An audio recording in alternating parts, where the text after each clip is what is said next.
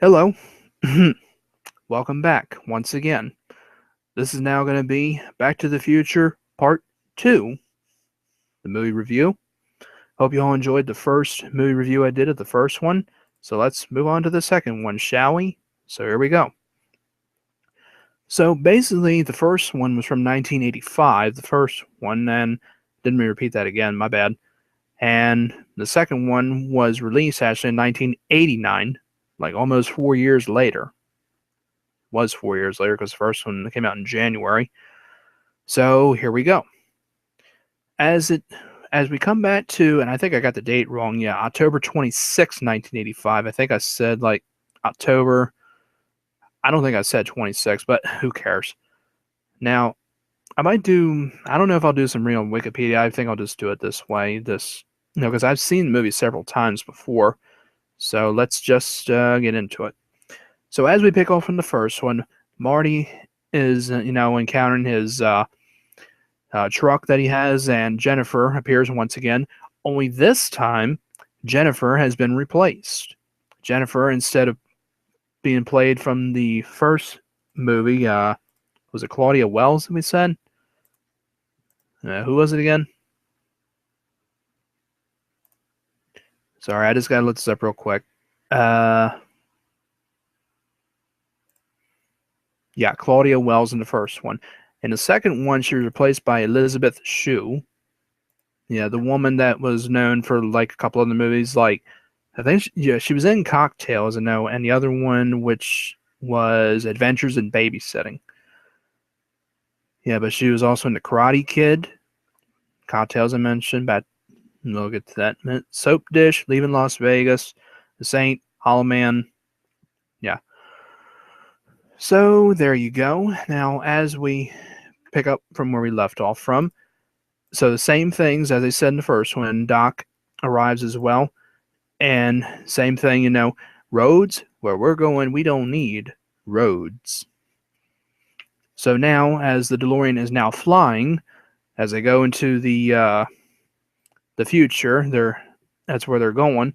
So as they arrive, there are flying cars everywhere, and then almost get hit by a taxi cab. And the date is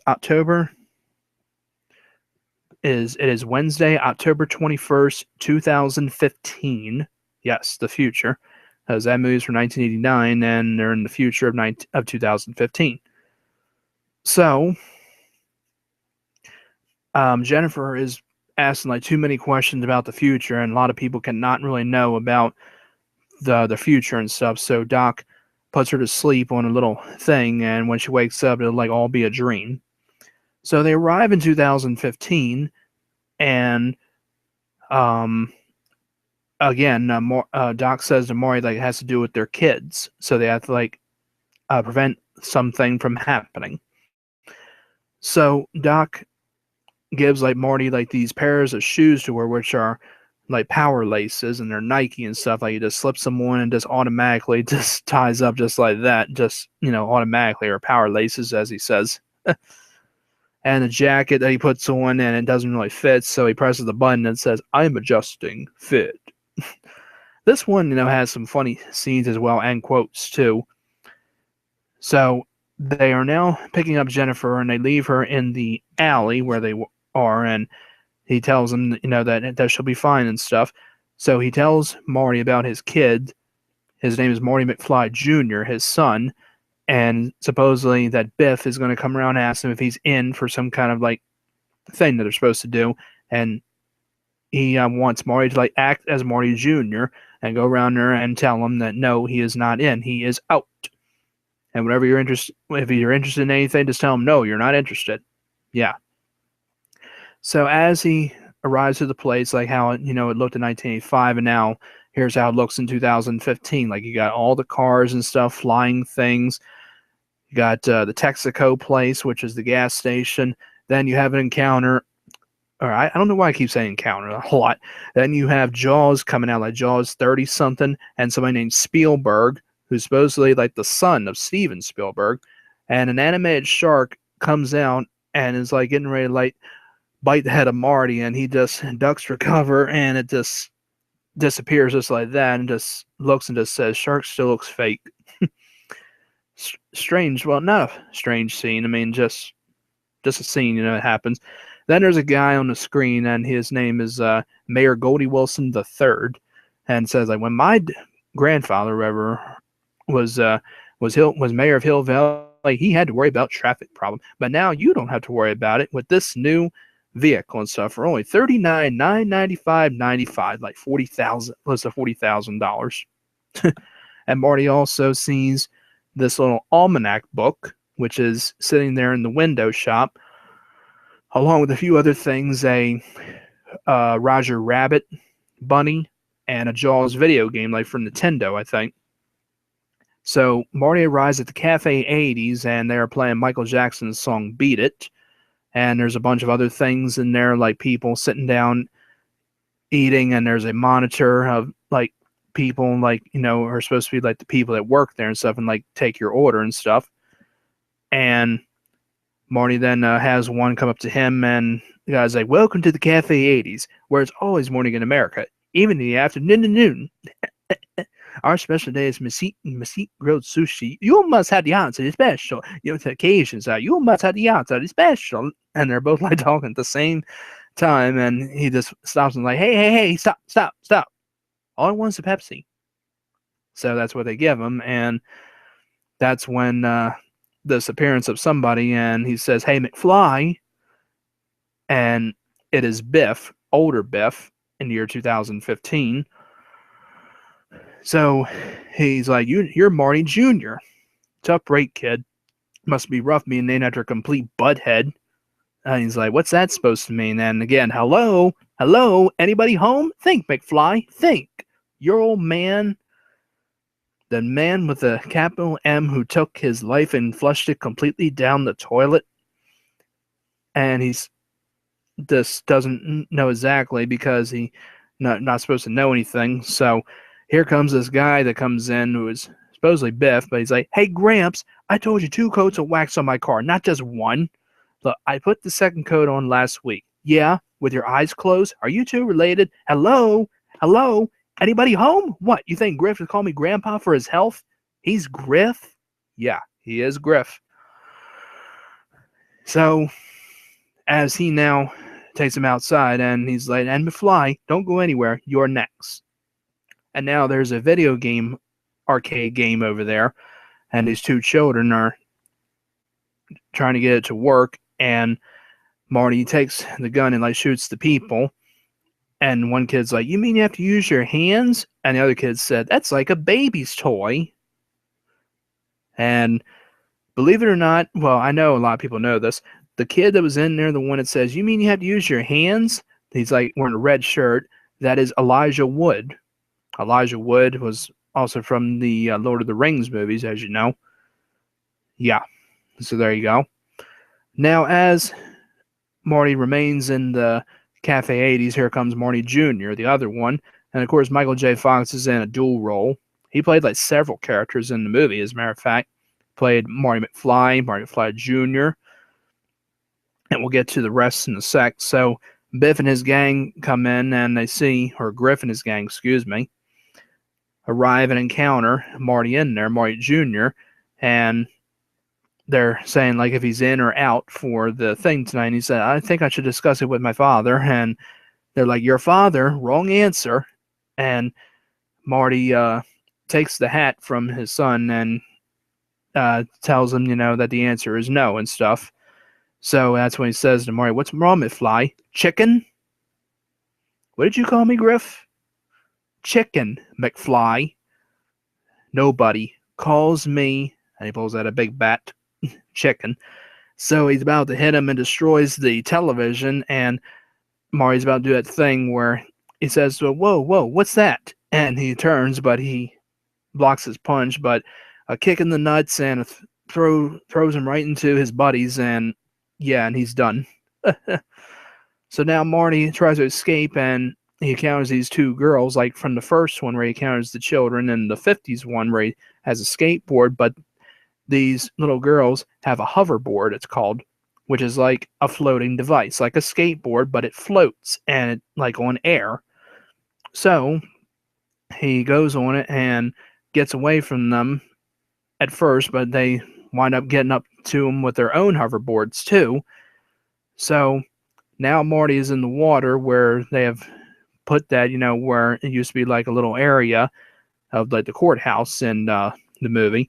So they pull out their hoverboards and they're like, those boards don't work on water unless you got power.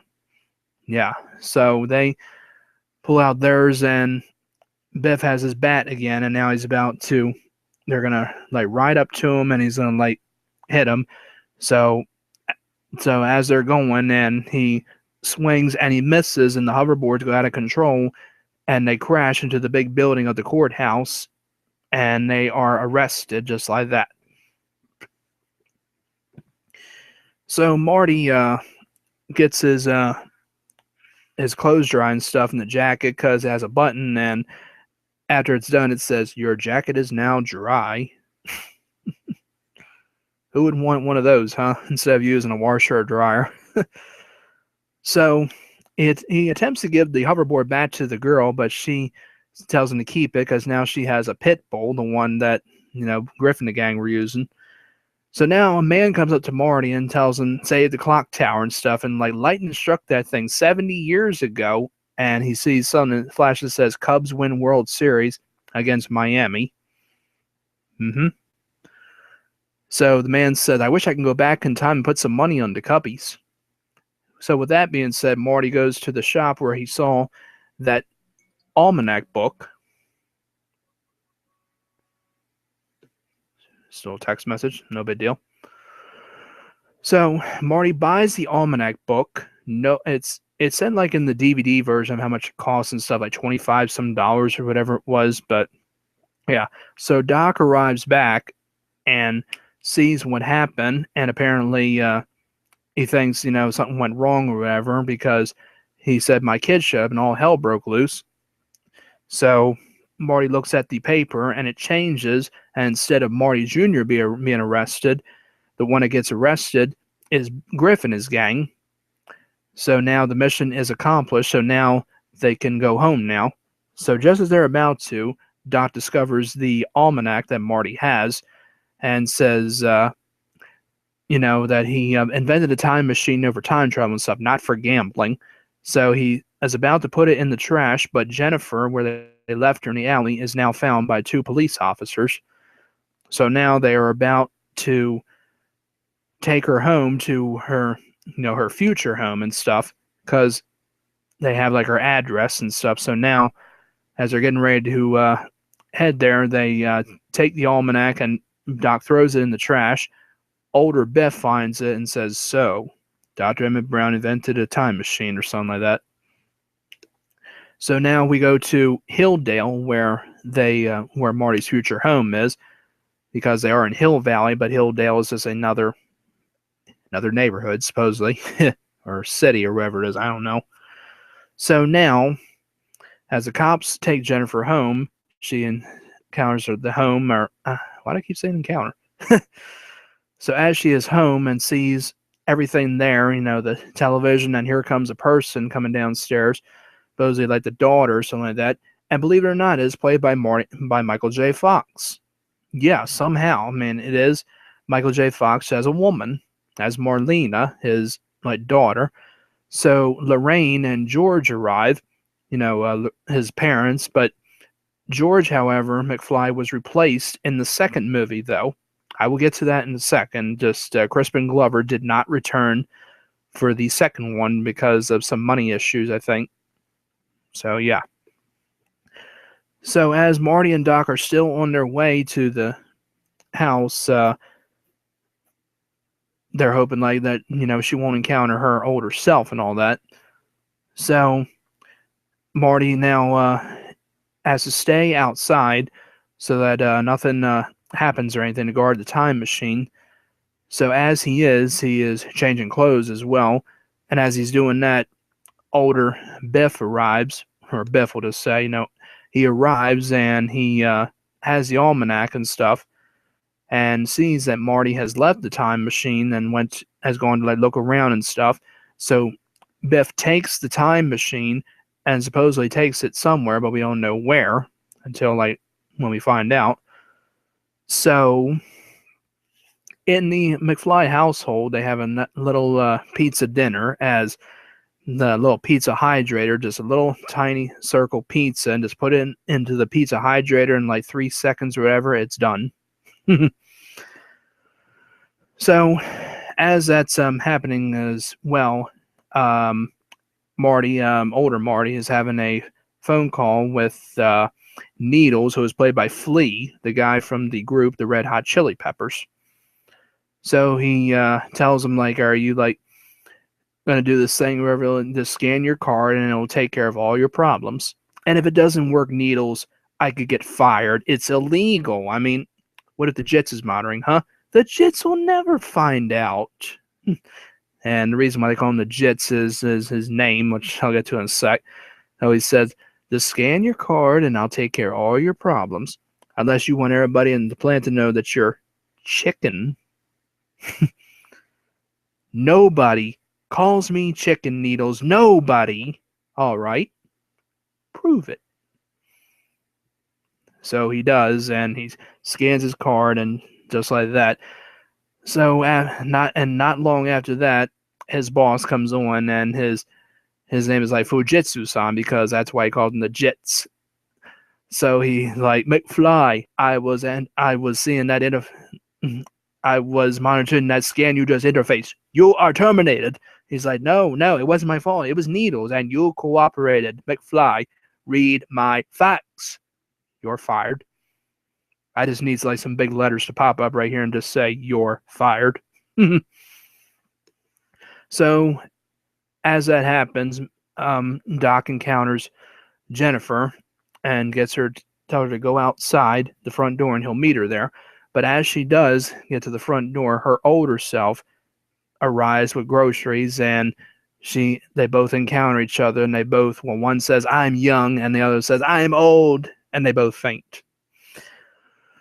So Biff arrives back with the time machine, and as Marty is still looking around, Doc tells him to come help him and help Jennifer, but Biff winds up hurting himself with his cane, and as he is hurting in pain, they leave and they head back to the year 1985 to get them home and stuff. So as they do, they get Jennifer to her house, but they put her on this swing where her parents' house. But as Marty looks at it, and then they leave, and he says, I don't remember bars being on these windows. Now they arrive back to Marty's house, and as he is trying to open the door to the gate to get in, there is a lock on it. Unknowingly, he doesn't understand why. So he tries to sneak into his room, but there are people in there that are not, his relatives. And just avoiding a bat attack from angry dad, escapes the house, and seeing that everything, is messed up, like a riot happened, like cars are destroyed, people are getting shot and stuff, and all other things have happened. So he goes to find a newspaper and thinks that's the wrong year, but reads the date, and it is October 1985, but something is not right. So as he's reading the paper, Mr. Strickland, with a pump action shotgun or something like that, sees him and says, you're the son of a bitch who's been stealing my newspapers. And he knows who Mr. Strickland is, but Mr. Strickland does not know him. So he's telling him now that he's from school and stuff, but he doesn't know who he is, and said, you gave me detention last week. He's like, last week the school burned down 6 years ago, but there's a deleted scene actually, and it shows the school burnt down. Yeah.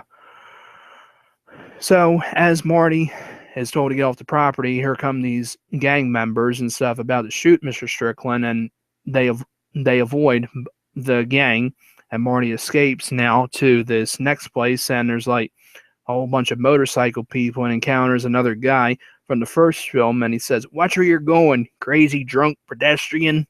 And it's Red, the guy from the first film. I said in the first one, crazy drunk driver.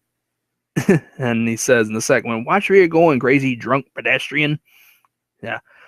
and they're playing the song "I Can't Drive 55" by Sammy Hagar, and there's a huge entire building and it says Biff. So apparently Biff is a rich and powerful man somehow. So Marty sees all the things like his car that he has, the 50s car in his museum, and how he got rich and stuff, like betting on horse races and stuff, and his new company called Biffco, and his love interest and stuff, and also marrying Marty's mother, Lorraine, supposedly. And shocked as he is to find out, and he is knocked unconscious by Biff's men once because they encounter him. So Marty is taken up to the hotel room or whatever, and he sees his mother once again. His mother is an alcoholic once again, and as Marty is still confused with what happened, Biff arrives, and that's when scenes like stuff happen, and he throws Lorraine down to the ground, and he's attempting to hit Biff, but he just punches Marty, and as Lorraine is gonna leave and stuff because she's not happy being married to him. I mean, why not? So Biff comes up and tells him that if she leaves or whatever, he'll cut off her kids Dave and sister and Marty and stuff. So she stays, and Marty, not knowing of what's going on and stuff because of the year, so she's like, he's our father. He earns our respect, or whatever. And he's like, respect your husband. How could you leave Dad for that? And she's like, leave Dad? Marty, are you all right? And he's like, no, I'm not all right. How do you know a damn thing that's going on? So he wants to know about what happened to his real father. So apparently, she tells him and said he's been in the place for the last 8 years, Oak Park Cemetery. And he finds out that he had been shot in 1973, or 12 years, excuse me. Yeah, I messed up on that. That's all right. So Doc finds Marty and wants to know exactly what happened to him on 1973. So apparently he was shot by somebody, but we don't know. So Doc also finds out that Biff took the time machine and also had taken the almanac because he found the receipt in the car. So now they have to find out that what they have to do is Marty has to go back to Biff's place and find out how and where he got the book from, because apparently Biff gave the book to Biff, but to probably his younger self, but how?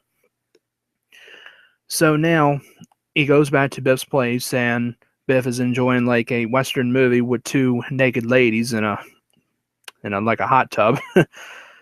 So he wants them to know where, how, where, and when did he get the book. So he explains it to him and said November 12th, 1955. And he said that was the day I went back. He was going to say to the future, but stops and said that was the date of the famous Hill Valley lightning storm. So he's saying to him, I just picked up my car because I just enrolled in a drag race a few days earlier. But he says, I thought you crashed into a manure truck. And he's like, how do you know about that? And he says, my father told me about it. So he's like, oh, that's right. So he was minding his own business, he says, and this crazy old one, as he says, codger with a cane shows up. And he says he's my distant relative. I don't see any resemblance.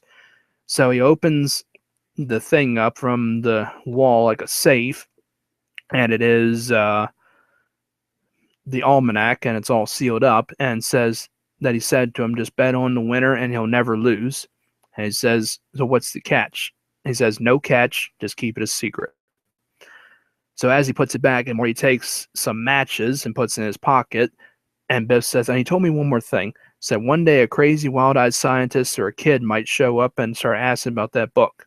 And if that ever happens, and he pulls out a gun, and as he's about to shoot Marty, and just says, oh, Biff, you're forgetting one thing. What the hell is that? And takes the tray of the matches and attempts to throw it at him like a frisbee, but he ducks just in time.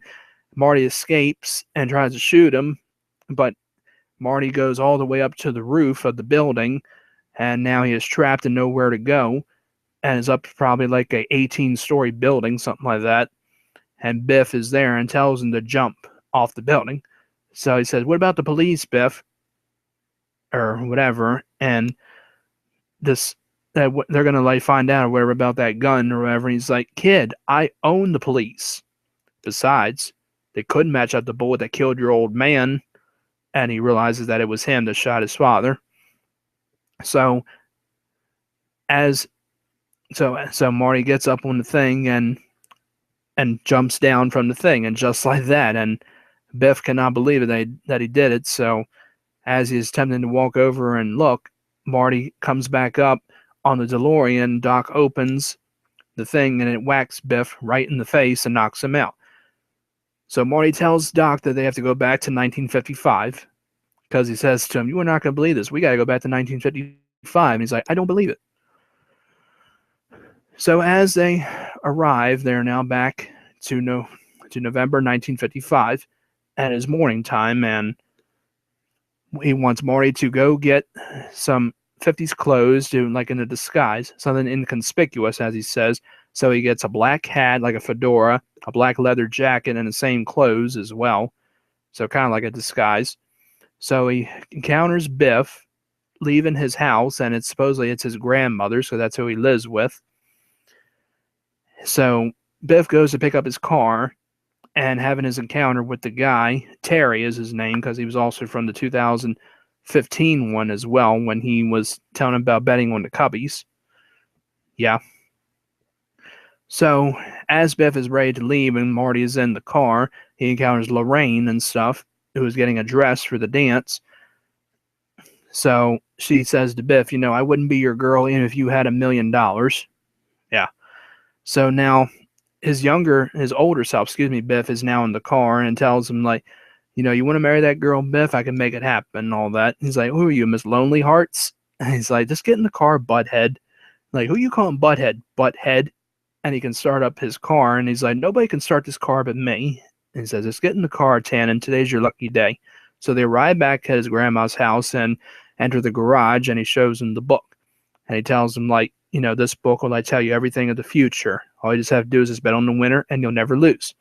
So he says, "Well, that's very nice of you. Thank you. Now, why don't you make like a tree and get out of here?" And smacks him on the back of the head and says, "It's leave, you idiot. Make like a tree and leave. You sound like a damn fool when you say it wrong." He just says, "All right, then leave and take your book with you." So he's like, this book will tell you everything or whatever. So he turns on a game on the radio, and it's like UCLA or something like that versus some team, and he says, "I'll bet you $1 million UCLA wins 19-17." And the announcer just said that the game is over, that's all over.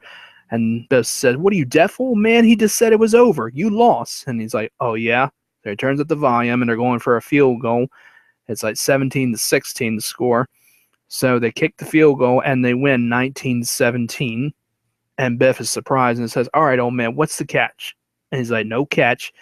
Just keep his secret. It's all in this book." So he looks and throws it in the back seat, and Marty getting ready to take it. He takes it back and said, "You damn fool, never leave this laying around. Keep it safe. Put it in a safe and put it in a safe and keep it there." So Marty is now locked in Biff's garage and cannot get out, so he tells Doc to come over and get him out of there with the DeLorean, but he cannot take the DeLorean out in the daylight, so he says he'll think of a way to get over there somehow. So now it's nighttime, and Biff is now heading to the dance. So they are now on their way to the dance, and Doc arrives at the house, and Marty is not there. So Marty gets on the walkie-talkie and tells him that they're on their way to the dance, and Doc says, "Marty, we may have to evacuate because this is starting to get a little dangerous, says you don't want to encounter your other self." He's like, "My other self?" And he's like, "Right. You and your mother are at that same exact dance." And he's like, Right. So as they arrive at the dance, and same old stuff from the first one as well, just the dance has been a little bit different because it's like 4 years later and stuff. So now Biff, who still has the book, is reading it outside and encounters Mr. Strickland, who winds up taking the book from Biff and said, "You got a real attitude problem, Tan. You know that? You got a real attitude problem, and I'm going to have you right where I want you in detention. Slacker."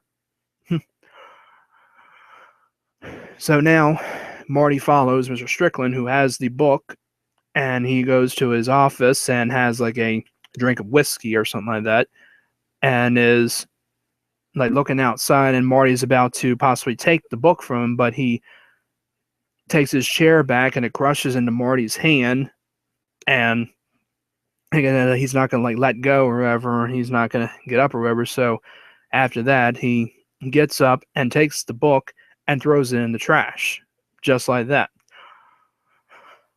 So Marty gets the book and looks at it and thinks that it's really the book. So he opens it, and actually it is a nudie magazine. It's got the cover of the almanac, but the book is Ooh La La, which is supposedly like a nudie book from the 50s, but I don't think that was really a nude book, or, the name for it. I don't think that was really a nudie book. So he doesn't know exactly where it's at. So Biff still has the book, so he doesn't know where he is, but he sees him, and that's when George punches him out. So Marty goes over to Biff to get the book and thinking, that he's going to help him or whatever, but instead he goes through his jacket and takes the book and punches out Biff again. And the guy says that he supposedly took his wallet or something.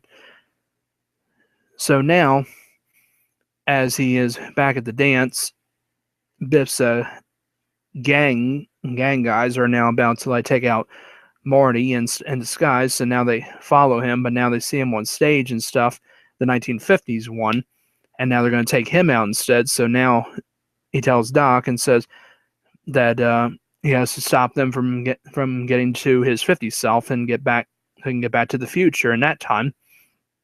So Marty is able to stop them, and just as Marty is getting ready to go to Doc and is seeing his 50s self talking with his mom and dad, Biff encounters him and is like, "Hey, butthead, you think that this guy's going to get by me?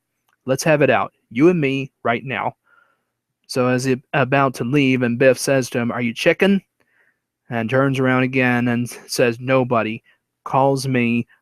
And as he's about to say a chicken, the door opens and it's Marty, and knocks him out and shows that he has the almanac book in his jacket, and finds out that he stole the book. So Biff leaves and gets in the car. Marty gets on the roof, and Doc is there and tells him that he blew it, that the book was taken away. So Doc is like, "Not now. Which way do you go?" And he's like, "That way, toward the tunnel, or wherever." So they get into the car and follow him. So Marty suggests that they land on top of his car and flatten him, but he said he's in a 56 Ford or whatever, and they're or 54 Ford or whatever, and they're in a DeLorean. He'll rip through us like tinfoil. So he drops off Marty to the car, who has the hoverboard still, and goes around the car and goes to the front door while the car is driving and stuff, and Biff is reading the scores from the football games and stuff. So as Marty opens the door, thinking that Biff will not see him, so he's about to reach for the book, Biff sees him at first and looks away, and then sees him again and goes like, "You again?" And they both have the book, and Biff kicks the door, and both of them lose the book, and it goes on top of the window shield of the car.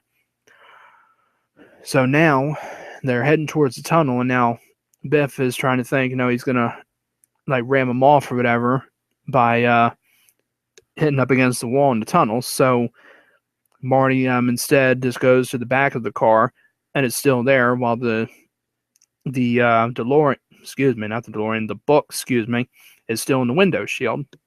So now, as Marty is attempting to get the book from the left side where Biff is, he punches him in the face, and again trying to get him off of the car, but here comes a truck nearly hitting them. So Marty goes to the side of the car and takes the book, and now Biff is on the other side of the tunnel, and Marty has to get to the other side to get out.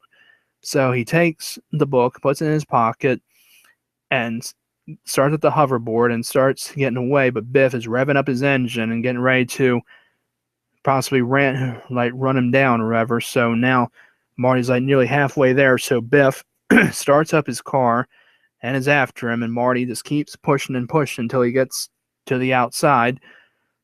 And luckily, in the nick of time, he does, and comes a little like banner or flag, and it's Doc, and he rescues him just in time. And as they escape, Biff sees the truck that was in there and goes, "Shit!" and tries to turn around again and crashes into it once again, just like in the first film, just without his buddies, So he just is under all the poop and just goes, "Manure! I hate manure!" So now as Marty and Doc are now to the place where his house is, the Line of State thing where it is. So he has the book, and Doc tells him to burn it. So he burns the book, and as it is burning, Marty looks at the matches that he had from the 80s, from where he took it, like from Biff or whatever. So it says on there Biff's name, but then it disappears and goes to a different name. So it's changing. So Marty takes the paper from his father where it says about him being shot. So it changes to and says that he is honored. So everything is back to normal, and Doc Brown, instead of him going to like a place or like an asylum or whatever, and it says that he is honored as well.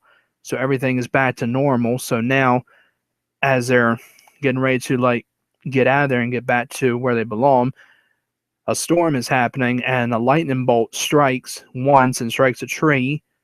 So he's hoping my dog is all right, but he says he's okay, so he's trying to get around it. But sooner after that, the DeLorean is struck by lightning and disappears. Marty, thinking that he is gone, doesn't know what now. So now a fella in a car pulls up and says, "Mr. McFly," and he has no idea who he is, and says, "Your name, Marty McFly?" And he's like, "Yeah." And he has a letter for him, and he doesn't know like exactly who it's from, so he signs it, and it's a guy from Western Union, and it was like a letter sent like for like 70 years, or they had it for like 70 years. So he reads it, and it says that it's from Emmett Brown, the doc. So it says, "Dear Marty, if my calculations are correct, you will receive this note seeing the DeLorean being struck by lightning. Let me assure you that I'm alive and well in the year 1885.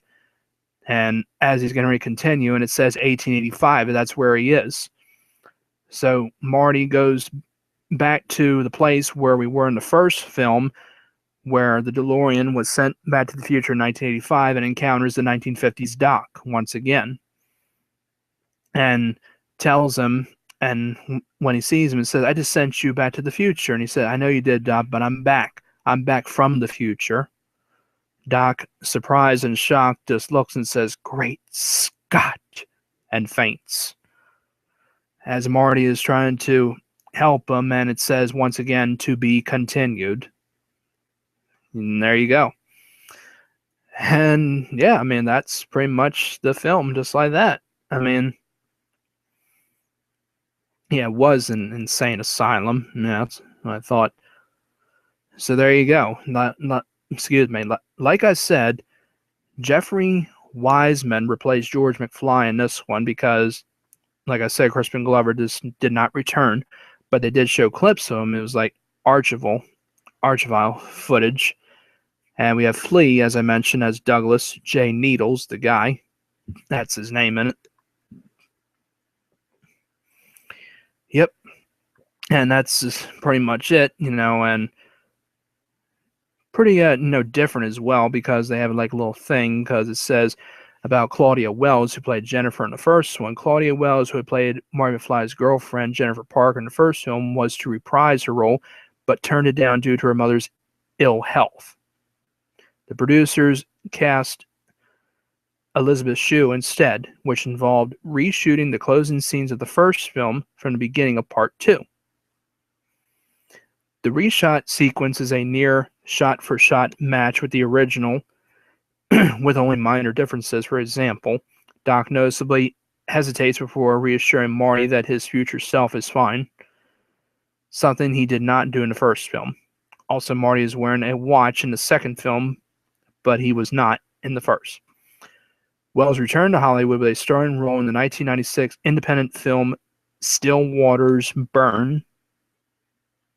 She is one of the few cast members not to make an appearance within the bonus material in the Back to the Future trilogy DVD set released in 2002, which I do own.